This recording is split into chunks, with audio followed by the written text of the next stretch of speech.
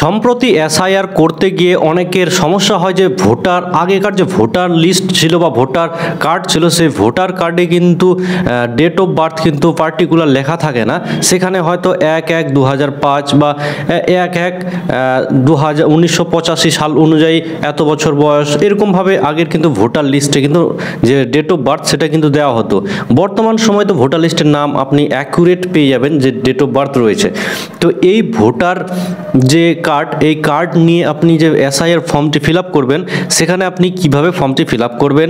এছাড়াও অনেকের প্রশ্ন থাকে যারা বিবাহিত মহিলা এবং ওনাদের স্থান পরিবর্তন হওয়ার পরে ফর্ম ফিল আপ নিয়ে কিছু ঝামেলা বা গণ্ডগোল, এরকম কিছু সমস্যা এই ভিডিওর মাধ্যমে আপনি দেখতে পেয়ে যাবেন। তো ভিডিওটি শেষ অবধি অতি অবশ্যই দেখবেন এবং চ্যানেলে যারা যারা নতুন, চ্যানেলটি কিন্তু অতি অবশ্যই সাবস্ক্রাইব করে দিয়ে বেল বাটনটি অন করে দেবেন।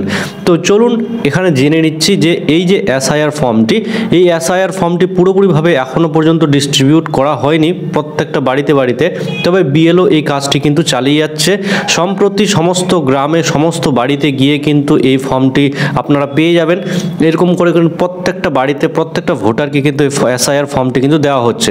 এখানে আপনি করবেন কি, সেখানে সমস্ত কিছু আগে থেকে ডিটেলস দেওয়া থাকবে। তো এখানে প্রথমেই যে জিনিসটি আপনি দেখতে পাবেন যে বিএলও আপনার বাড়িতে এসে যে ফর্মটি দিয়ে যাবে, সেটা হচ্ছে এই ফর্মটি, সেটা হচ্ছে এনুমেরেশন যে ফর্ম, সেই ফর্মটি আপনার বাড়িতে কিন্তু পৌঁছে দেবে বিএলও। এখানে এভাবে আপনি পেয়ে যাবেন, এখানে আপনার নাম, এখানে সমস্ত ডিটেলস কিন্তু পরিপূর্ণ থাকবে। এই যে স্ক্যানার, এই স্ক্যানারটি আপনি কিন্তু ভালো করে যত্ন সহকারে দেখবেন যে এই স্ক্যানারে যাতে কোনো রকমভাবে কালি না লাগে। তারপরে এখানে ভোটার কার্ডের ছবি আপনার যেটা আগে থেকে ছিল, সেই ভোটার কার্ডের ছবি আপনি দেবেন। এখানে নতুন করে যে আপনি ছবিটি তুলবেন, সেই ছবিটি কিন্তু দেবেন। এই ছবিটি কিন্তু পরবর্তী ভোটার কার্ডে বা আপনার যে ছবিটি, সেটি কিন্তু এখানে পেস্ট করা হবে। তারপরে এখানে যে জিনিসটি বলে দেওয়া হয়েছে যে ডেট অফ বার্থ, এই ডেট অফ বার্থ আপনাকে দিতে হবে। যে ডেট অফ বার্থটি আপনার ভোটার কার্ডে হয়তো আছে, আপনি হয়তো ভাবছেন যে আগের যে ভোটার কার্ড সেটা অ্যাকুরেট নয়, তাহলে 1/1/2005 অনুযায়ী বা 1/1/1998 অনুযায়ী যে ভোটার কার্ডের যে নাম্বারটা, সেটা তো আপনি দিতে পারবেন না। তো আপনি করবেন কি, এখানে আপনার যদি আধার কার্ডের সে নাম্বার ঠিক থাকে এবং তাহলে সেই আধার কার্ডের নাম মানে ডেট অফ বার্থ কিন্তু আপনি এখানে দিতে পারেন। এই আধার কার্ডের যদি নাম আপনি এখানে দেন এবং তারপরে যখন ডকুমেন্টস আপনি শো আপ করবেন, তখন কিন্তু ওই আধার কার্ড কিন্তু আপনাকে সেখানে দেখাতে হবে। তারপরে আধার কার্ড যে নাম্বার আছে, আধার কার্ডের নাম্বার এখানে দেবেন। মোবাইল নাম্বার, এই যে মোবাইল নাম্বার আপনার রেগুলার, এই মোবাইল নাম্বারই কিন্তু এখানে দেবেন, অন্য কোনো নাম্বার কিন্তু দিতে যাবেন না। তারপরে হচ্ছে ফাদার্স গার্জেন্স নেম, বাবার নাম, এখানে ভোটার কার্ডের বাবার নাম, তারপর হচ্ছে মায়ের নাম, মায়ের ভোটার কার্ডের নাম। এখানে যদি আপনি একজন বিবাহিত স্ত্রী হন, তাহলে স্বামীর নাম দেবেন, স্বামীর ভোটার কার্ডের নাম্বার, কিন্তু এখানে সমস্ত ডিটেলসে আপনি এক এক করে দেবেন। তবে আমি যে জিনিসটি বললাম, যদি ভোটার কার্ডে যে আপনার জন্ম তারিখ যদি না থাকে, তাহলে কিন্তু আধার কার্ডের জন্ম তারিখ আপনি এখানে দিতে পারবেন।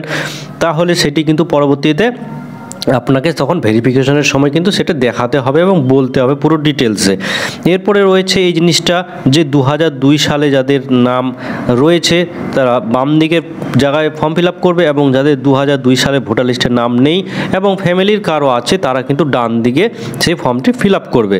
তো বাম দিকে মানে আগে বলে নিচ্ছি, ডান দিকে যাদের রয়েছে, এরকমটা হয় না যে আপনি 2002 সালের পরে জন্মগ্রহণ করলেন এবং আপনার ভোটার কার্ড বেরিয়েছে বা মানে কাছাকাছি 1995-97 আপনি জন্মগ্রহণ করেছেন, এবং তাহলে আপনার কি করতে হবে, আপনার তার ভোটার কার্ড হবে না, আপনার বাবা মায়ের যে ভোটার কার্ড বা ভোটার লিস্ট 2002 সালের, সেটি আপনাকে ডাউনলোড করতে হবে এবং তারপরে এখানে পুরোপুরি ডিটেলস ভরতে হবে। তো এই 2002 সালের যে ভোটার লিস্ট, সেটি পাবেন কিভাবে আপনি, সেটিও আমি বিস্তারিতভাবে বলছি ভিডিওটিতে। তো ভিডিওটি আপনি অবশ্যই শেষ অবধি দেখতে থাকেন। তো এখানে আপনার বাবার নাম, আপনার ভোটার যে নাম, মানে সেই যে 2002 সালে ভোটার লিস্টের নাম ছিল, যদি সেখানে বানান ভুল থাকে, সেই বানান ভুলই কিন্তু আপনাকে এখানে দিতে হবে। এখানে কোনো রকম চালাকি করতে যাবেন না, নাহলে কিন্তু পরবর্তীতে সমস্যা হবে। তারপরে বাবার ভোটার নাম্বার, তারপর হচ্ছে বাবার এখানে যে সম্পর্ক সেটি দিতে হবে, জেলার নাম দিতে হবে, রাজ্যের নাম, বিধানসভার নাম, তারপরে বিধানসভার নম্বর কত, এখানে পার্ট, এখানে সমস্ত কিছু আপনি যে সেই সময়কার 2002 সালের ভোটার লিস্টটি বের করবেন আপনার বুথের, সেখানে কিন্তু আপনি এগুলো সমস্ত ডিটেলস কিন্তু আপনি পেয়ে যাবেন। তো এই হলো যাদের নিজের 2002 সালে ভোটার লিস্টের নাম নেই এবং বাবা মা মায়ের কারো সম্পর্ক মানে আছে, তাদের ক্ষেত্রে এই জায়গাটি কিন্তু পরিপূর্ণ করতে হবে। এরপরে বলে দিচ্ছি যে 2002 সালে যাদের নাম রয়েছে তারা কি করবে, যে নিজের নাম দেবে, ভোটার আইডি দেবে, তারপরে হচ্ছে বাবা বা মায়ের নাম দেবে, সম্পর্ক দেবে, জেলার নাম, তারপর হচ্ছে রাজ্যের নাম, বিধানসভার নাম। এখানে সমস্ত ডিটেলস আপনি সেই 2002 সালের ভোটার লিস্টে পেয়ে যাবেন। যদি আপনার ভোটার লিস্টে নাম থাকে 2002 সালে, তাহলে তো কোনো প্রবলেমই নেই। এরপরে যে ডিটেলসটা বলছি সেটা হচ্ছে, এরকম অনেকেও রয়েছে যারা বাইরে কাজ করতে গেছে, কোনো অসুবিধা হয়েছে, তাদের ক্ষেত্রে আপনি এসআইআর করবেন কিভাবে, তার যে ভোটার কার্ড সেটি দেখে আপনি ফর্মটা ফিল আপ করে দিলেন। তারপরে এখানে জিনিসটা হবে যে আপনি যদি সে না স্বয়ং এখানে সিগনেচার করে, তাহলে আপনাকে সিগনেচার করতে হবে এবং আপনাকে সে তার দায়ভার নিতে হবে।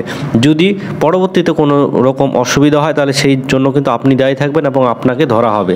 তো আপনি এসআইআর অন্যজনের করতে পারেন যদি সে কারণবশত না এখানে অ্যাটেন্ড হতে পারে। তারপরে যে জিনিসটা হচ্ছে যে আপনি একটা কথা বলেছিলাম আমি, যে আপনি ভোটার লিস্ট 2002 সালে পাবেন কিভাবে বা ডাউনলোড করবেন কিভাবে। তো এখানে যে অফিসিয়াল ওয়েবসাইট sco.westbengal.wb.gov.in, যদি আপনি এটি লিখে সরাসরি এন্টার মারেন তাহলে কিন্তু সরাসরি আপনার এখানে পেজটি ওপেন হয়ে যাবে।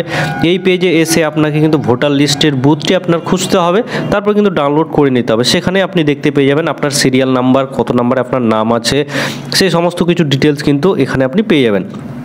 তো এরকমভাবে যাদের নাম এখানে হয়তো দেখে নিন, যে জিনিসটার কথা বললাম যে ভোটার লিস্টের নাম, এখানে আপনি দেখতে পেয়ে যাবেন আগের যে ভোটার কার্ড, সেই ভোটার কার্ডে কিন্তু এরকমভাবে ডেট অফ বার্থ দেওয়া হতো 1/1/2025 অনুযায়ী আপনার বয়স 24 বছর। তো এই যে ভোটার লিস্টের ডেট অফ বার্থ, এই ডেট অফ বার্থেরই আমি কথা বললাম, এর জন্য আপনাকে কী করণীয় করতে হবে। তো আশা করি ভিডিওটি আপনার ইনফরমেশন মনে হয়েছে। তো এই ভিডিওটি আপনার কেমন লেগেছে, আমি ইনফরমেশন পুরো দেওয়ার চেষ্টা করেছি এবং যে যে কোয়ারিজ নিয়ে আমি কথা বলেছিলাম সেই কোয়ারিজগুলো আমি সম্পূর্ণভাবে এখানে ডিটেলসভাবে তুলে ধরেছি। তো ভিডিওটি আপনাদের কেমন লেগেছে, যদি ভিডিওটি আপনাদের ভালো লেগে থাকে তাহলে অতি অবশ্যই কিন্তু কমেন্ট করবেন যে কেমন হয়েছে আর কোথা থেকে ভিডিওটি দেখছেন, অবশ্যই কমেন্ট করে জানাবেন। তো চলুন বন্ধুরা, এই ভিডিওটি এখান থেকে শেষ করছি। নেক্সট কোনো টপিক নিয়ে নেক্সট কোনো ভিডিওতে দেখা হচ্ছে, ততক্ষণ সবাই ভালো থাকবেন। জয় হিন্দ, জয় ভারত।